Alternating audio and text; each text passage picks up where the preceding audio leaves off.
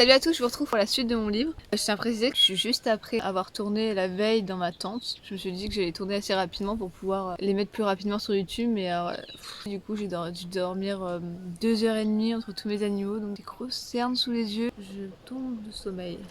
Mais bon, je vais tourner tout de suite. J'espère que le son ira parce que je tourne dehors. En fait, la dernière fois, ça m'a donné envie de tourner dehors. La fois où Clara était dans l'arbre.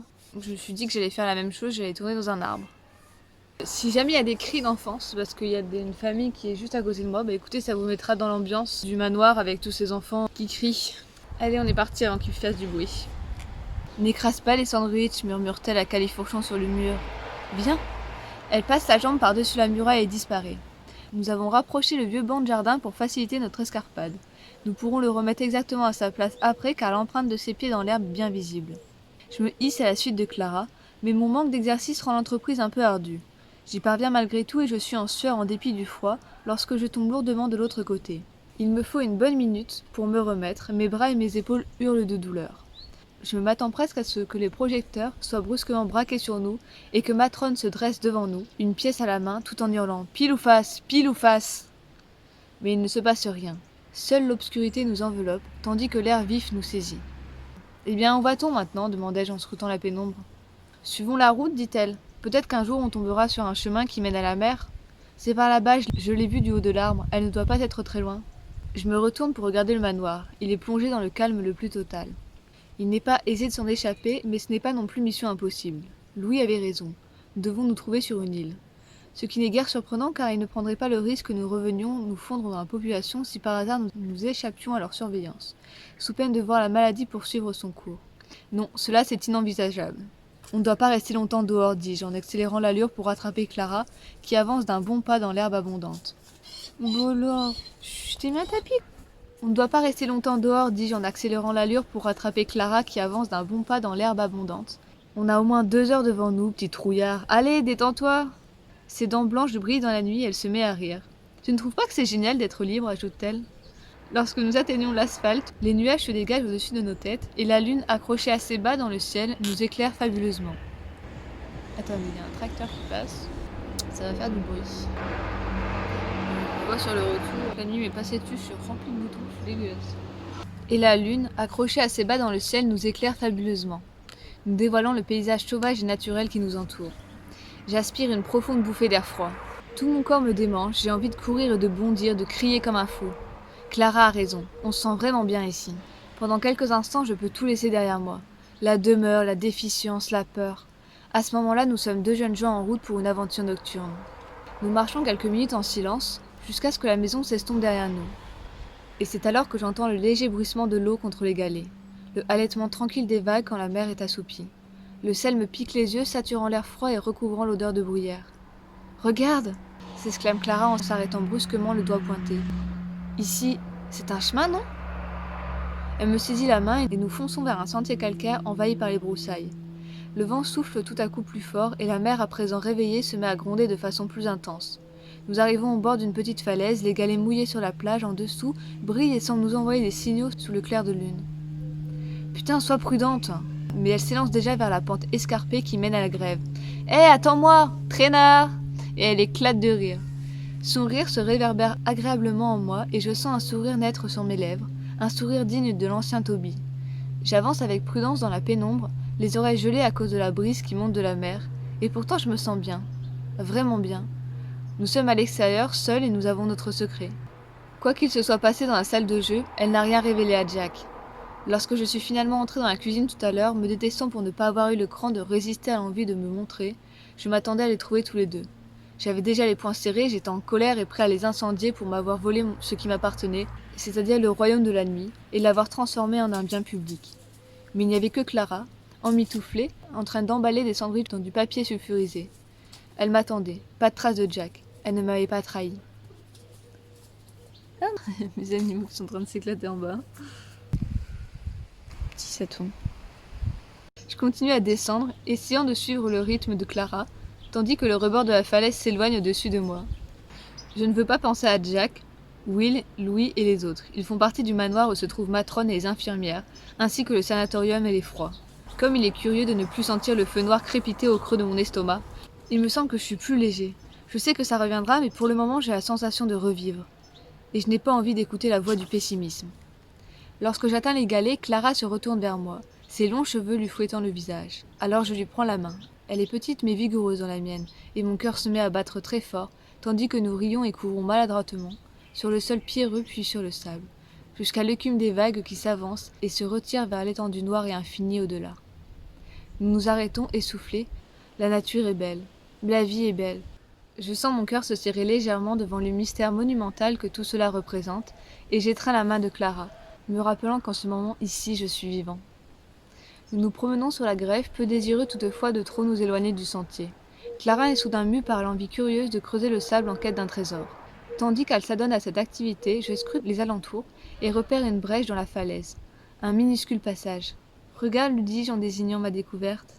Clara repose le coquillage qu'elle était en train d'examiner. Nous savons tous les deux, sans même en avoir parlé, qu'il est exclu de rapporter quoi que ce soit, et me suit. Nous allons inspecter la fente. Il s'agit en réalité d'une grotte, à la voûte parfaite et au sol tapissé de limon, de sable et de tout ce que la mer a rejeté. Le vent se calme dès que nous sommes à l'intérieur et immédiatement mon visage se met à me brûler. C'est joli, dit Clara, et ces mots résonnent dans le silence de la grotte. On devrait apporter la bougie de la chapelle d'Ashley, ou bien essayer d'en trouver une dans la réserve de la cuisine. On pourrait aussi prendre des coussins et 2 ou 3 choses de la salle de jeu. Ce serait notre petit boudoir nocturne secret.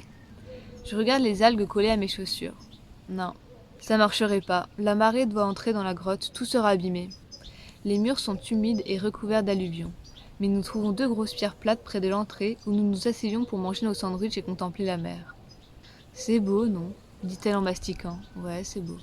Elle me regarde et m'adresse un sourire, l'air heureux. J'ai alors du mal à avaler ma bouchée. En réalité, je ne parlais ni de la plage ni de l'eau, mais du spectacle qu'elle m'offre. Sa longue chevelure ruisselle en épaisses boucles cuivrées autour de son visage. À cause du vent salé, on dirait presque des dreadlocks. Elle a les yeux brillants, pleins de vie. Comment se fait-il que sa beauté ne m'ait pas frappée jusque-là ? T'as l'air d'une sirène, dis-je tout à trac. Une sirène qui vient sur le rivage la nuit et qui, assise devant sa grotte, se demande ce que c'est de devenir un être humain. Et puis la marée monte et la ramène vers son peuple, celui des profondeurs. Je sais pas d'où viennent ces mots, j'aurais préféré me taire. Clara va se moquer de moi, c'est sûr. Mais non, elle se met à rire. Elle se contente de me scruter pendant qu'elle finit son sandwich. J'aime bien ton histoire, décrète-t-elle quand elle a avalé sa dernière bouchée. Elle dirige de nouveau le regard là où le ciel constellé d'étoiles rejoint la mer bruissante. C'est magique, poursuit-elle. J'aimerais tant être une sirène. On devrait rentrer. Ouais, t'as raison, dit-elle. On reviendra. Et je ne regarde pas derrière moi. Je ne jette pas un dernier coup d'œil à la grotte quand nous nous en éloignons pour retrouver notre chemin. C'est inutile. Elle est gravée dans ma mémoire. Lorsque nous atteignons la route, nous nous secouons pour nous débarrasser du sable accroché à nos vêtements et à nos chaussures, peu désireux que des preuves de notre escarpade soient repérées par les yeux d'aigle des infirmières. Puis, après nous être mutuellement brossé le dos, nous reprenons la direction du manoir qui, à mesure que naît l'aube, se dessine devant nous, tout comme le paysage alentour. Nous nous rendons compte que l'île n'est pas grande, elle ne mesure probablement pas plus d'1 kilomètre, aussi bien en longueur qu'en largeur. Nous ne distinguons aucune maison, mais il n'est pas exclu qu'il y en ait 1 ou 2 blotties dans les ombres. Encore qu'à bien y réfléchir, ce n'est guère plausible. Qui voudrait vivre ici ? Qui ferait d'éventuels habitants ? Regarde, me dit doucement Clara. Au début, je ne vois pas ce qu'elle a repéré, mais soudain, j'aperçois un éclat de peinture entre un monticule d'herbe et le sommet d'une falaise. Il faut qu'on rentre. Ah, ça ne prendra qu'1 minute, lance-t-elle. Et elle s'avance de quelques pas en trottinant, afin d'avoir une meilleure vue. Je la suis. Ça doit être là qu'accostent les bateaux qui viennent du continent, dit-elle quand un petit bâtiment et une large digue solide qui se jette dans la mer se déploient dans notre champ de vision. D'ailleurs, c'est de là que part la route. La pente qui descend jusqu'à la mer est plus douce ici, et une étendue plate entoure la colline pour remonter vers l'endroit où nous nous trouvons. « Tu crois que quelqu'un habite ici ?» demande-t-elle. « Un gardien, par exemple ?» À l'entendre, on croirait presque qu'on vit dans un château, et non dans la maison des morts. Peut-être. J'imagine qu'il faut quelqu'un pour guider les bateaux. En fait, j'invente. Je n'y connais rien du tout en bateau. Il faudrait qu'on sache la date de la prochaine livraison, dit-elle. Elle ne sourit plus maintenant. Elle a plissé les yeux, l'air songeur. On pourrait s'enfuir à partir d'ici. Aller quelque part où personne ne nous connaît et passer le reste de notre vie tous les deux. Je sais pas quoi lui répondre. Trop de pensées s'agitent dans ma tête pour que je puisse me concentrer sur l'une d'elles. Mais maintenant que nous sommes dans l'ombre du manoir, une réalité s'impose à moi. Nous pouvons échafauder tous les projets que nous voulons. Ce qu'il faut avant tout, c'est que nous survivions jusqu'au retour du bateau. Viens, dis-je tranquillement, et je tire le bras comme un enfant. Je veux pas qu'on nous surprenne, je veux pas devoir jouer à pile ou face avec Clara. On est encore sur un passage en italique, je suppose que ça va être un retour dans le temps. Le soleil lui chauffait le dos et sa peau le démangeait à cause du sel, car il n'avait cessé d'entrer et de sortir de la mer, poussant des cris perçants et joyeux. L'eau était si froide qu'il ne pouvait pas s'empêcher de rire. Sa mère avait même poussé un ou deux jurons en entrant dans l'eau, avant de se jeter dans les vagues pour surmonter rapidement le choc, et cela l'avait fait hurler de rire. Il avait 13 ans, et sans doute était-il un peu trop âgé pour se réjouir autant de ses vacances en famille, mais l'école était un lointain souvenir et il venait de passer 2 semaines merveilleuses. Longue journée à se prélasser sur la plage, excursion dans un parc aquatique, fêtes foraines, cirque, bar à papa, glace, fritures en tout genre, balades dans les rues pavées où toutes les boutiques étaient remplies de souvenirs et de bijoux artisanaux.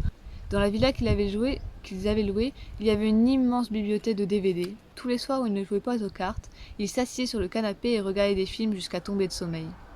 Parfois, en grandissant, Toby aurait aimé avoir un frère, même une sœur d'ailleurs, avec qui il aurait pu jouer, mais plus maintenant.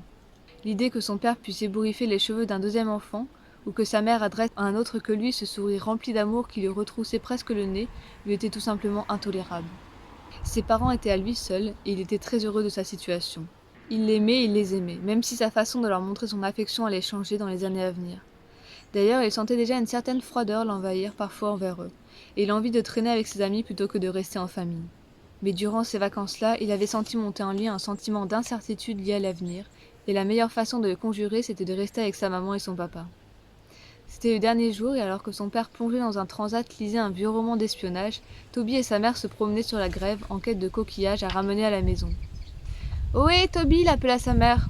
Il était en train de patauger dans l'eau, là où venaient mourir les vagues, ravi de sentir le sable glisser sur ses pieds, comme aspiré par la force de l'eau qui se retirait, admirant le scintillement du soleil à la surface, pensant à tout et à rien, comme lorsqu'il fait beau et que pas un nuage n'assombrit le ciel ou l'esprit. « Viens voir, j'ai trouvé quelque chose, insista-t-elle.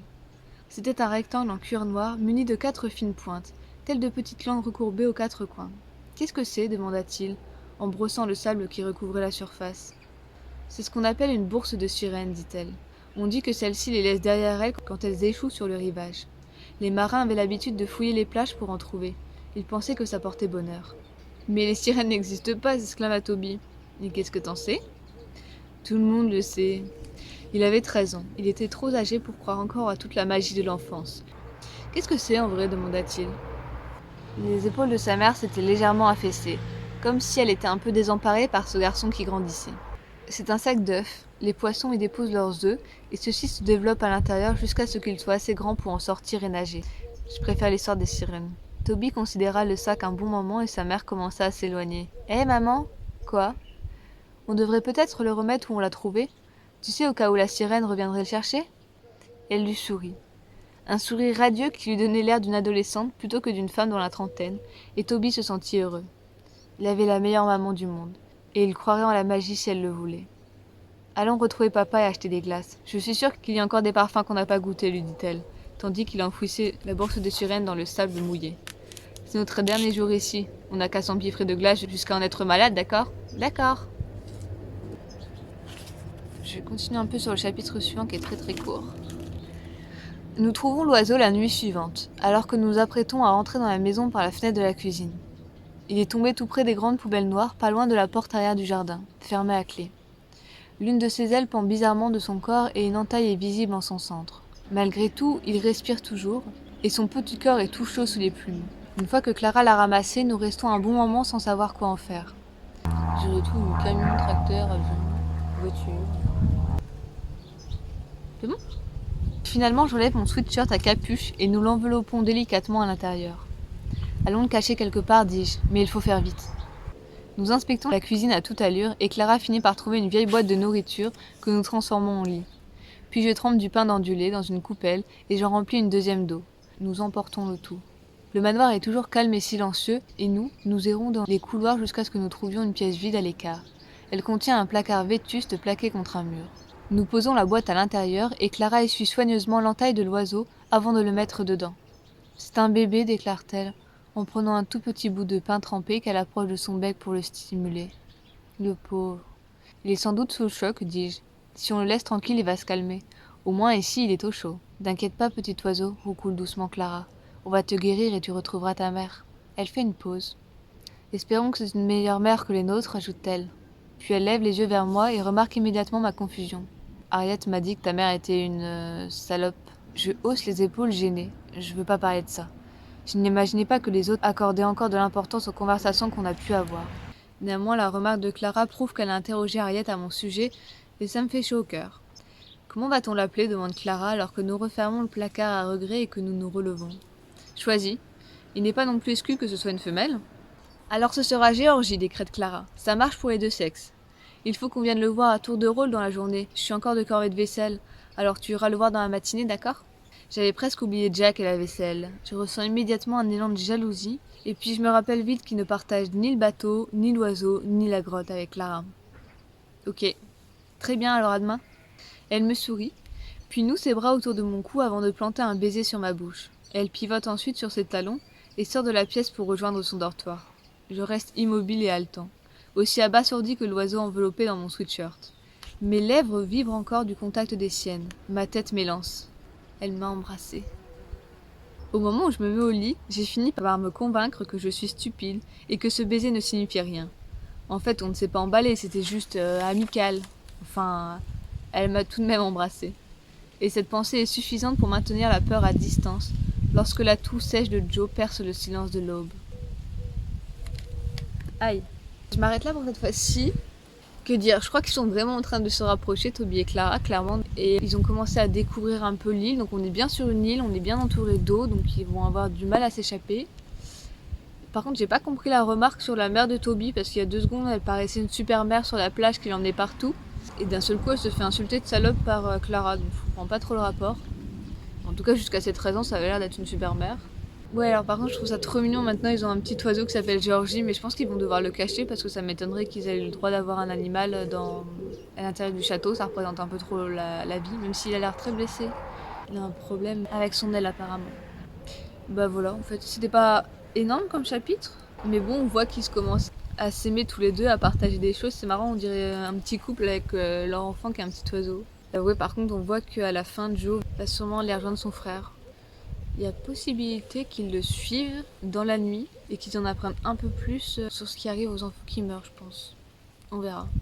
Bon bah écoutez, j'espère que ce chapitre vous a plu. Et puis je vais redescendre de mon arbre et on se retrouve pour la suite. Très bientôt. A plus!